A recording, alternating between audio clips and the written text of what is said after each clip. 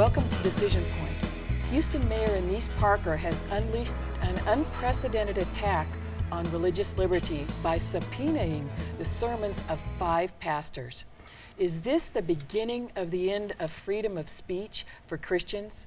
Today, welcome eminent attorney Richard Munsinger and the Reverend William Cobb from St. Clement's Church to Decision Point. Welcome, gentlemen. Thank you very much. So, what's happened here? Is this, in fact, the beginning of the end for religious liberty in the United States? You want me to respond? Sure, absolutely. I don't think it's the beginning. I think it began some time ago. But the facts are the city of Houston subpoenaed sermons from Protestant preachers who opposed a Houston ordinance that forbade discrimination against homosexuals and transgenders and others. And they opposed it. There was a lawsuit, and the city of Houston subpoenaed their sermons. And how do they define that discrimination? Do they talk about that at all, or is it just the broadly used term? Well, it's the ordinance is similar to the Civil Rights Act, except it adds homosexuality, transgender, and gender identification issues to the Civil Rights Act, so that you can't discriminate against persons in the offering of public services on the basis of their race, creed, color, national origin, sexual preference, etc. So the whole range of homosexual issues is brought into that ordinance, and the transgender sexual issues are brought into the ordinance. So the discrimination would be, I won't bake your wedding cake, you may not do this. And what prompted it was, there was a argument that it would require that people allow a transgendered person to use the restroom of the opposite sex. So if I were born a man and converted to a woman by surgery, I could use the ladies' restroom, notwithstanding that I was a male or may still be a male. I don't know what the philosophical aspect of it is, but that's how it came about. Right. From a pastor's perspective, how do you see this, being your fellow pastors having their sermons looked at? Well, I would feel sorry for the person that had to listen to all those sermons. Right. They might get converted while they did so. But it is frightening. I think it was intimidation, bullying of the churches, because the churches went out and they got 50,000 signatures, which was 3 times the amount needed for a referendum on the ballot. And then the city attorney, Mr. Feldman, I believe, decided that there were anomalies and he could throw out all those signatures and they didn't count. And so the churches were marginalized and they were silenced. And then to have their sermons subpoenaed made these pastors feel as though they were targeted. And this is supposed to be a free country. We're supposed to have freedom of speech. We're supposed to have freedom of religion. And there is no issue that is purely political. Every so-called political issue has a spiritual side and a moral side to it. So to say that we can't speak on issues just because we're in a church is ridiculous. Right. Well, let's take a look at this clip from one of the Houston pastors that was broadcast recently. Pastor Castano joins us now from Houston. Pastor, why does the mayor want your sermons, sir? That is the question we ask our own selves, and everyone's asking. The pastors of Houston and of this great nation are asking those questions. We preach 4 or 5 times a week. We give our messages to the city of Houston and also to many other countries of the world, and it's a message out of the Bible. We believe that they have just overstepped, gone over the limit. They want to intimidate the pastors of America, and they want to use us 5 to send a message to those pastors and to everyone that would oppose their way of governing here in the city of Houston. So this is very dangerous if we allow this to go on from here, from Houston to the rest of the nation. You know, Pastor, your attorneys at Alliance Defending Freedom seem to believe that they're going to use that material from your sermons to smear you and your fellow pastors there. What's your take on that? Well, I have no doubt that that's probably their intentions. They want to use that material to show everyone that we hate, that we maybe are against them because we are definitely extremists, but that's so far away from the truth. All we've done is help and be a part of 55,000 signatures in the city of Houston to oppose an ordinance that it's against the people of the city of Houston. And we have asked them to allow the people to vote, to express their voice, and they would not listen. They think they are the only ones that can decide what to do, and they can just reject the signatures and throw them away. Just like the secretary of the city of Houston said, she had validated those signatures. She had actually seen those signatures and said they were okay until the attorney of the city decided they were not legible.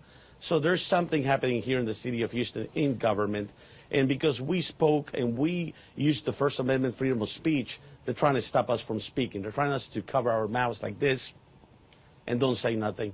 We have freedom of speech and religion, and that's all we're saying. So what has happened here? How was this ordinance passed anyway? Is this really legitimate, that it's just an extension of civil rights for people? What do you think? Well, the Houston City Council passed it, and I believe they probably have the legal authority and jurisdiction to pass it. And the way the subpoenas came up, people who contested the disallowance of the signatures on the petition. We had an election here in El Paso, I'm sure you recall, when Mayor Cook and the City Council adopted an ordinance regarding homosexual partners and their ability to share in their partners' benefits for the city. And the people said, wait, we want to have a referendum on that, and the citizens got a petition up, had the referendum in El Paso, and defeated the ordinance, which was ignored anyway by the City Council.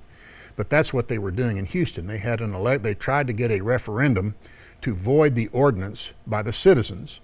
And as Bill said, the city attorney simply threw out 35,000 of 50,000 signatures saying that they were not properly taken and not properly submitted. So those who were against the ordinance filed a suit to overturn the city's action, and that's where the subpoena was issued. So the city was now a defendant in the case, and it issued the subpoena for the sermons.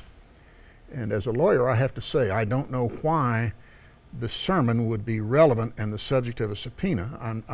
I didn't read their city charter. I don't know what the lawsuit says, what the papers say, so I could be wrong. But if the basic legal question is this signature valid, and does it meet the form required by the city charter, why do you care what the preacher said in his sermon? Why do you care what instructions were given to people to gather these petitions? The petitions are either valid or they aren't valid. They either have the names of properly registered voters in the form required by law, or they don't. What makes it important for you to know what I, a preacher, or I, a person against this ordinance, told those who were working with me to get the petition? It doesn't make sense to me, and it seems to me that it's intended to intimidate. Yeah.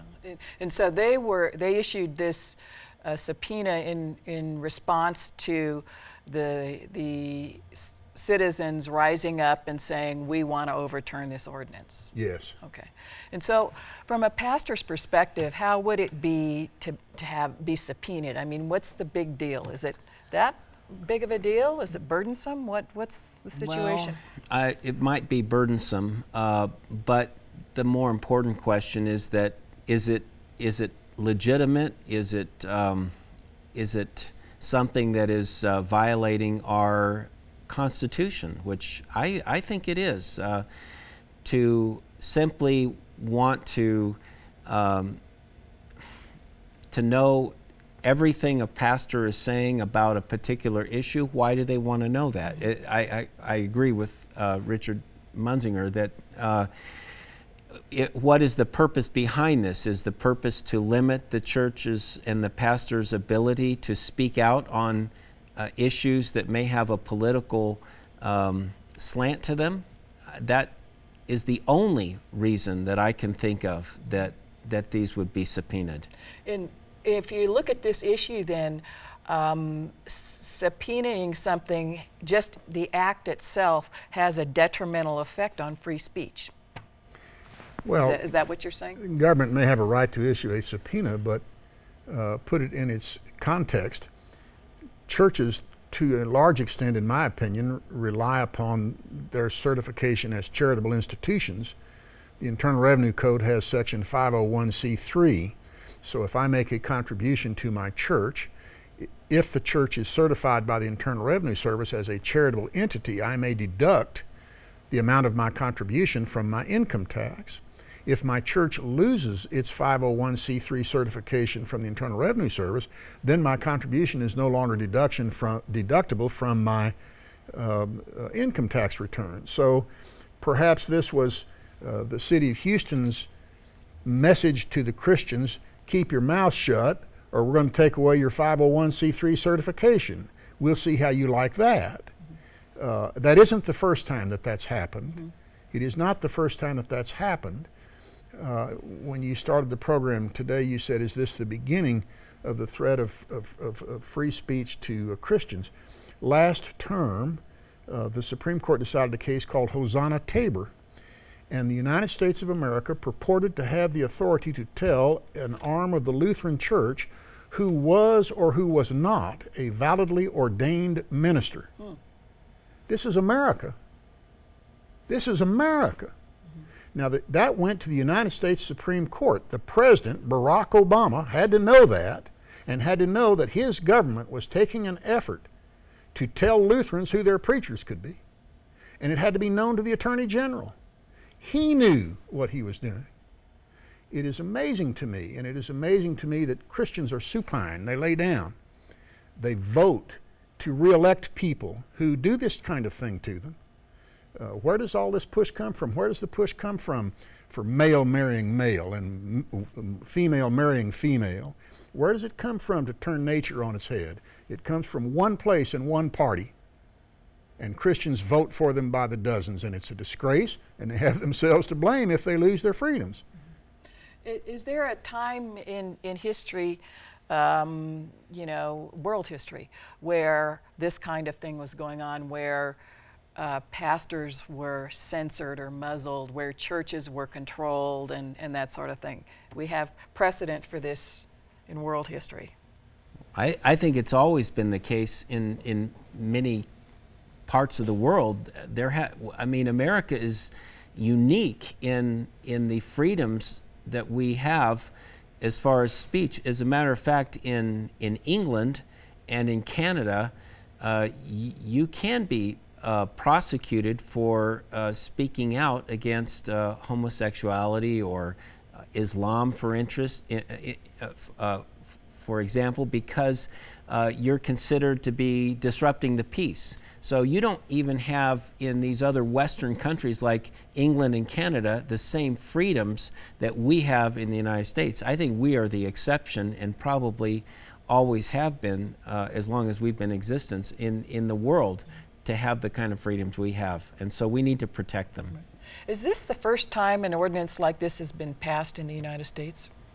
Is this or have other ones? I don't know. I don't know the answer to the question. I know that there have been, the Internal Revenue Service has looked at churches and at their continued certification under the Internal Revenue Code with threats. I also know that they have ignored that in certain cases. They did for a Catholic cardinal who got involved in it. They do it routinely for black churches.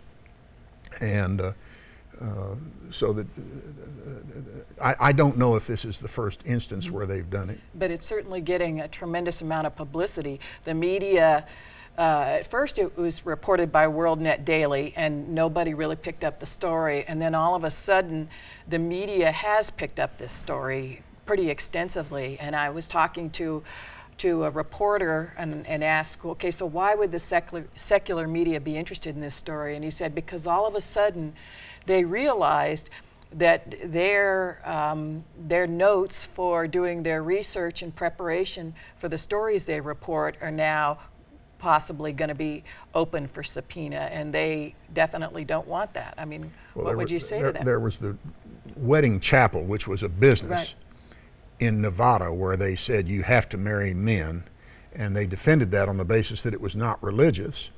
in Colorado, they told I think they were bakers, a bakery, a husband-wife bakery, said, we will not bake wedding cakes for homosexual marriages. We think it's contrary to God's command. And the state of Colorado said, we're going to punish them. So it's not benign. It's not benign at all. But I don't know if it's the first occasion. Yeah, right. Well, I think what we're seeing here are local and even state ordinances and laws for non-discrimination are actually trumping the First Amendment. Then that's what's scary. I mean, the First Amendment should take precedence over everything else, but to take a particular group of people and pass a non-discrimination law against them, and then to be able to go after people who don't agree with that and trample their First Amendment rights, that's the conflict that we're seeing here. And I think we see it in a lot of other venues too. Yeah, right. Well, hate speech has been bandied about for a long time. There are a lot of politicians who speak against hate speech and what have you. And in our country, as Bill says, we've always been the one place in the world where I could speak my mind, and my opinion may be hateful, and my opinion may be ugly, but it's my opinion, and I should be free to voice my opinion. The Supreme Court has historically drawn the line saying you may not threaten, you may not cause public harm by that, and shouting fire in a crowded theater was the example that the Supreme Court gave in one of its basic opinions on this subject. But in America, we've historically been free to say our opinions, even though they are hurtful or harmful to you or to another person. And that's in the Texas Constitution. I can sue you for libel if you accuse me of a crime. I can sue you for libel if you say something else that is injurious to my reputation. But other than that, I'm free to speak my mind, and you are free to reject what I say. It's the marketplace of ideas. And it's also interesting to note, by the way, that if you think that if the Houston City Council had passed an ordinance telling somebody that it's wrong to criticize radical Muslims who are trying to kill us, why, the Constitution would be the flag that everybody would wave. It's only Christians. Mm-hmm. And it's because Christians are supine. They lay on their backs. They seem to not care. Mm-hmm. And we've got to do something as Christians. I'm Christian, and I like to speak my mind. Right, yeah. Well, what about the whole transgender issue? Is that, because one of the issues that they bring out is that under this ordinance, someone who is transgender or thinks they're transgender is able to go into the bathroom of, a man going into the bathroom and little girls being in there and so forth is the image that they conjure up. What about that whole issue? I think California is leading the way on that. I mean, they've passed laws there that I believe affect public schools down to elementary level, and it affects who can play on baseball teams and such. If you have a little girl who wants, or a little boy that wants to play on a little league team that's for the opposite sex, they're allowed to do that, I believe, these days. And so, but the thing I find troubling about the whole transgendered question is that there really is no scientific or objective definition of this. It's, if I think that I am a woman trapped inside a man's body, as ridiculous as that might sound, people just have to take your word for it. And so you can have all kinds of perverts and people that have disingenuous motives, abusing this. To me, it's insane, and it's a mark of the insanity of our culture that we would simply say, if you feel like you're, the opposite sex, then we'll just take your word for it. And now I understand some countries are even taking the sex off birth certificates. Mm-hmm. And they're going to wait until the child decides. Mm-hmm. Okay, that's an interesting one. Okay. Well, can I just Sure. make a comment here? Look what is involved here. It's at the heart and soul of Western civilization. Mm-hmm. Western civilization, European civilization, is built in large part on Christianity, which of course is the fulfillment of Judaism. Male and female he made them. In his image he made them. Man, that's why man leaves his family and cleaves to his wife, etc. These things are basic. When we started killing the unborn babies, that's when we stood Western civilization on its head. When we said that you can kill the unborn image of God, we stood America on its head. And we did that in 1973, and we're paying the price for it. Yeah. Well, I think we've kind of coming down a slippery slope here, and it's definitely something that we need to sound the alarm on once again. Was there, in terms of petitioning the city to reverse this, so this is a normal referendum process that they were going through, and the city has chosen to ignore the legal voice of the citizens of Houston. Is that what I'm to understand here? They never had the election. They petitioned to have a referendum election to repeal the ordinance, but the city said that the petition did not meet the requirements of law, which is the same thing that happened here in El Paso. So now where does everything stand? Are they? I think they're litigating the validity of the petition to determine whether or not the petition is valid, and if it is valid, then they would have the election. That's my understanding, but I've not read the pleadings, and so my knowledge is based only on what I've read in the news reports. Now, apparently Houston, the city of Houston has modified the subpoena to say, well, it's not the sermons, we just want the speeches. What's the difference between that? Nothing. I mean, a speech in a church is a sermon. Right. And sermons have been given outside of churches for millennia. So there really is no difference between a speech and a sermon. How would you feel if you had some government bureaucrat or attorney combing through your sermons and deciding what you could say and what you could not say? Well, the combing through part would be good, but the deciding what I could say or not is, it goes against everything our country stands for, which Richard has eloquently, explained. I mean, we're a First Amendment country. That's if we get rid of the First Amendment, we're not free anymore. Yeah, right. Well. We have a clip because coming up the Sunday before the election, there is going to be an opportunity to watch a really great program called I Stand Sunday. And so let's go to this clip. Have you felt it? Dark forces marching across our country, an agenda trampling upon our first freedoms, endangering our First Amendment rights, the freedom of speech, the freedom of religion, the freedom to petition our own government. Talk about biblical standards publicly in this new era of so-called tolerance? You could be bullied, fined, subpoenaed, fired from your job, or worse.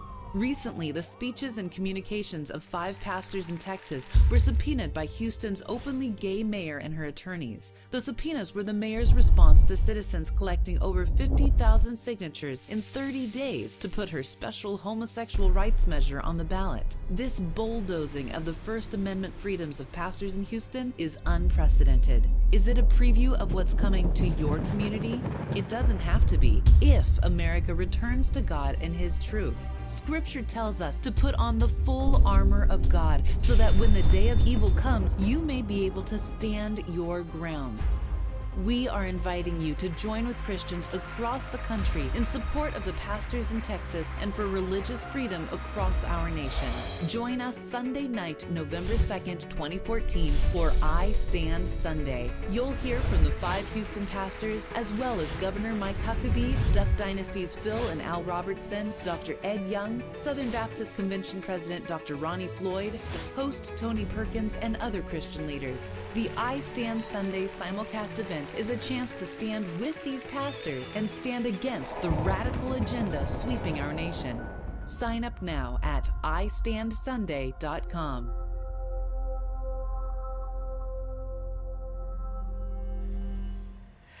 Well, one of the things that we're trying to do with this is to get people revved up and excited and voting. But Richard, you made the comment that you think Christians are supine, and I don't know if you could respond to why is that? Why do we just lay down and take all this stuff?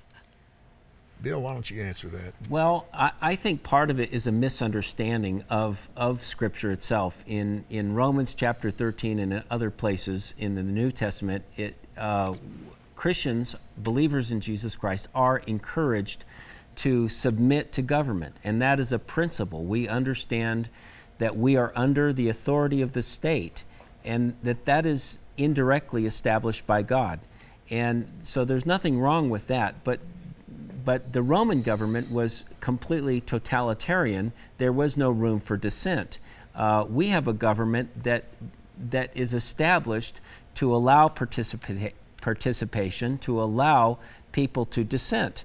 And so if you don't agree with something that the government is doing, either local, state, or federal, you're supposed to do something about it. You're supposed to say something about it. But I think a lot of Christians just take an overly passive view that, oh my gosh, it's the government, we need to submit to it. What do you think? Well, I agree, and I'm Catholic. The Catechism of the Catholic Church says that if you're blessed enough to live in a country that lets you vote to determine the nature of your society, you are duty-bound to vote. So the way I look at it is, when I die, God's going to ask me, did you vote? Yes, sir. Did you vote for a culture I want? Did you vote for the way I created the world and I wanted the world to be? I'm going to have to answer him. Well, that's a pretty sobering thought. I hadn't thought about the fact that I was going to be asked whether I voted or not at judgment time. So I'm definitely glad I'm going to be able to say yes. So how are you going to vote on this upcoming election? And does this particular issue signal the end of religious freedom in America like never before? So we want to know what you think. Let us know on Facebook, Twitter, or at kscetv.com. Thanks so much for watching.